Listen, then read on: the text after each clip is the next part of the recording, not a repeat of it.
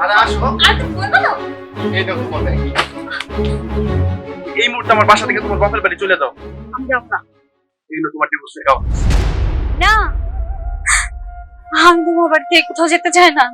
এই মুহূর্তে আমার বাড়ি থেকে না যাও, তাহলে কিন্তু আমি ঘরে যাই কিন্তু আত্মহত্যা করবো।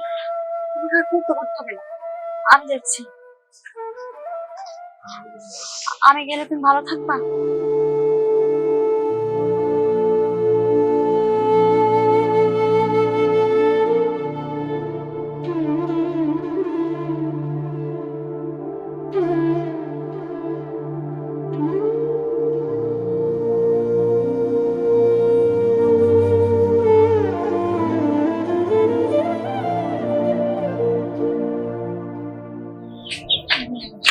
এই তুই তো কাজটা ঠিক করলি না?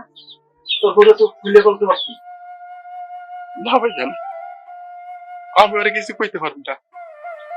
আমি যদি আর সব খুলে কইতাম, ও আমার সংসার থেকে কোনোদিনও যাইতো না।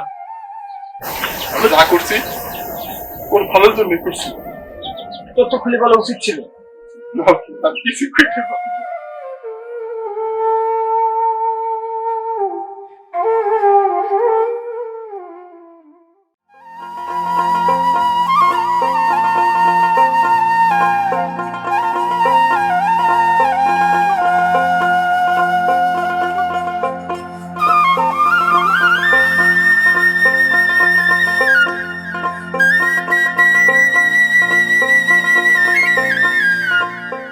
কিরে মা, তুই কাশতে কাশতে কোত্থেকে আসলি? কি হয়েছে তোর? বাবা, মা, স্বপন আমাকে ডিভোর্স দিছে। এত বড় সাহস, আমার মেয়ের তালাক দেয়। এখনই আমি চেয়ারম্যানের বাড়িতে যাব, সালিশ করব। এই ধরো ব্যাগ নাও, আমি এক্ষুনি যাইতাছি। তোমরা ওদের বাড়ি গিয়ে বিচার সালিশ করো। আমি এটা চাই না, কারণ আমি ওকে ভালোবেসে বিয়ে করেছিলাম।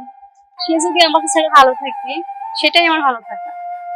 ঠিক আছে, তুই যেটা ভালো চাস সেটাই করবি। তোর সুখেই আমরা সুখী। ঠিক আছে, চল এখন বাড়ি চল।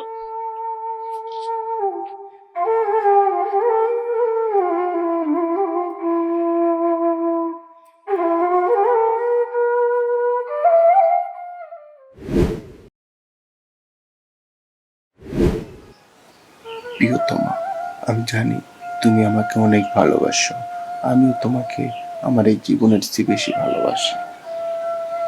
হয়তো কোনো একদিন তুমি আমাকে স্বার্থপর ভাববে, কিন্তু আমার এই সিদ্ধান্তর পিছনে লুকিয়ে আছে এমন এক সত্য যা তোমাকে বলতে পারিনি। তোমাকে ডিভোর্স দিয়েছি শুধুমাত্র কাগজে, কারণ আমি মরণবেদী ক্যান্সারে আক্রান্ত। জানি আমার সময় খুব অল্প। আমার মৃত্যুর ছায়ায় তোমার জীবনটা নষ্ট হয়ে যাক, সেটা আমি চাইনি। মনে রেখো, তোমাকে ছেড়ে দিয়েছি শুধুমাত্র কাগজে, হৃদয় থেকে নয়। ইতি, তোমার স্বামী।